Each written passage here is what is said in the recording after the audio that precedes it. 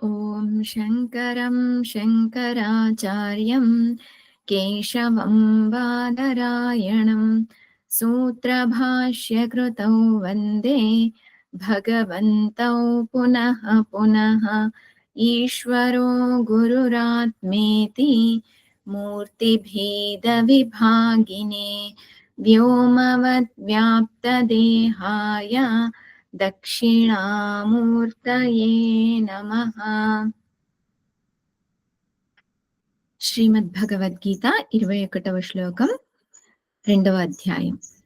వేదా వినాశినం నిత్యం య ఏనమజమవ్యయం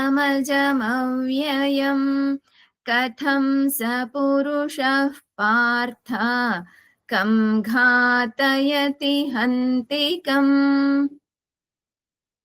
అర్జునుడు ముందు అధ్యాయంలో వీళ్ళందరినీ కూడా సంహరించడం సరైనటువంటిది కాదు. అలాగే వాళ్ళు మమ్మల్ని చంపుతారో, మేము వాళ్ళని చంపుతామో అనేటటువంటి సంశయాలను వ్యక్తం చేయడం జరిగింది.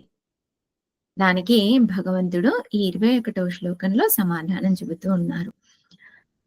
హే పార్థ, యః ఏనం అవినాశినం నిత్యం అజం అవ్యయం వేద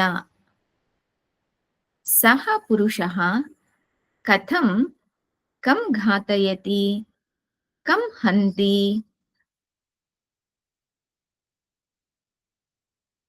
ఓ పార్థ, యః ఎవరైతే ఏనం ఆత్మానం ఆత్మని అవినాశినం అవినాశి అని, నిత్యం అని, అజం జన్మ అనేటటువంటిది లేదు, అవ్యయం అంటే క్షీణించడం అనేటటువంటిది లేదు, ఈ రకంగా వేద తెలుసుకుంటారో సహ ఆ పురుషుడు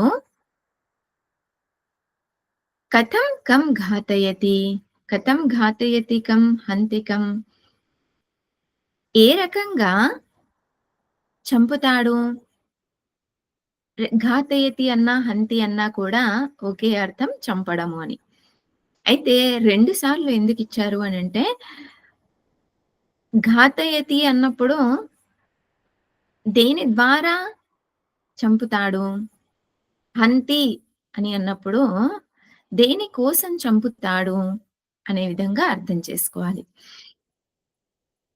ఆత్మ నిత్యం,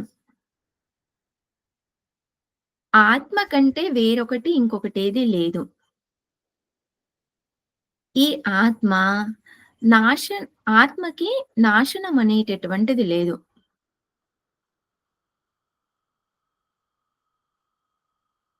ఆ ఆత్మనే నేను. ఏ ఆత్మ అయితే నిత్యం, జన్మ రహితము, అలాగే అవ్యయము. అవ్యయము అంటే న వేది, ఇది అవ్యయం.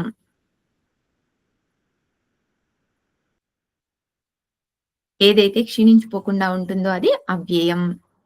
అవినాశి అనగా నాశనం అనేటటువంటిది లేదు. ఈ రకంగా నన్ను నేను తెలుసుకున్నప్పుడు అవినాశి, నిత్యం, అజం, అవ్యయం అని తెలుసుకున్నప్పుడు ఇంకా నేను ఎవరిని చంపడానికి అవకాశం ఉంటుంది. నాకంటూ నాకంటే వేరుగా ఇంకొకరెవరు లేనప్పుడు ఎవరిని నేను చంపుతాను? నాకంటే వేరొకటి ఏదీ లేనప్పుడు దేని ద్వారా నేను చంపుతాను? ఇక్కడ ఈ ప్రశ్నార్థకం అనేటటువంటిది ఆక్షేపార్థంలో, అంటే చంపడానికి అవకాశం లేదు, ప్రయోజనం అనేటటువంటిది లేదు అనే ఉద్దేశంలో చెబుతున్నారు. ప్రశ్నార్థకంగా కాదు.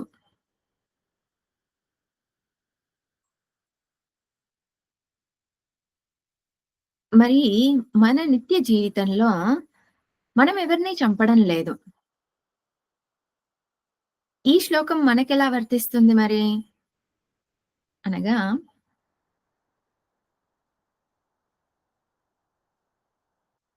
కేవలం శారీరక హననమే కాకుండా వాచిక, మానసిక హననం కూడా ఉంటుంది.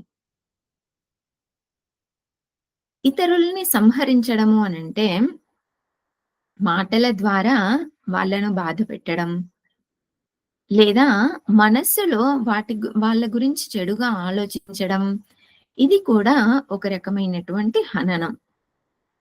ఎవరైతే నేను ఆత్మ, నిత్యం, అవినాశి, చైతన్య స్వరూపం, ఆనంద స్వరూపం అని అర్థం చేసుకుంటారో, వారికి రాగద్వేషాలనేటటువంటివి లేవు. రాగద్వేషాలనేటువంటివి లేనప్పుడు కాయికంగా కానీ, వాచికంగా కానీ, మానసికంగా కానీ ఇతరుల యందు మనం హింస అనేటటువంటిది చేయడానికి అవకాశం ఉండదు. ఎందుకు? నాకంటే వేరుగా ఇంకొకరెవరు లేరు అని అర్థం చేసుకున్నప్పుడు, నేను ఎవరి యందు కోపగించుకుంటాను? ఎవరి యందు ద్వేషం అనేది పెంచుకుంటాను? అందరిలో కూడా ఉన్నది నేనే. ఈ రకంగా అర్థం చేసుకున్నప్పుడు, మనలో ఉన్నటువంటి రాగద్వేషాలు పూర్తిగా నశించిపోవడానికి అవకాశం ఉంటుంది. దుఃఖానికి కారణం కేవలం రాగద్వేషాలు. రాగద్వేషాలే సంసారం. ఆ సంసారం తొలగిపోవడానికి అవకాశం ఉంటుంది. పూర్తిగా తొలగిపోతుంది. ఓం పూర్ణమదః పూర్ణమిదం పూర్ణాత్ పూర్ణముదచ్యతే పూర్ణస్య పూర్ణమాదాయ పూర్ణమేవావశిష్యతే. ఓం శాంతిః శాంతిః శాంతిః. హరిః ఓం శ్రీ గురుభ్యో నమః. హరిః ఓం.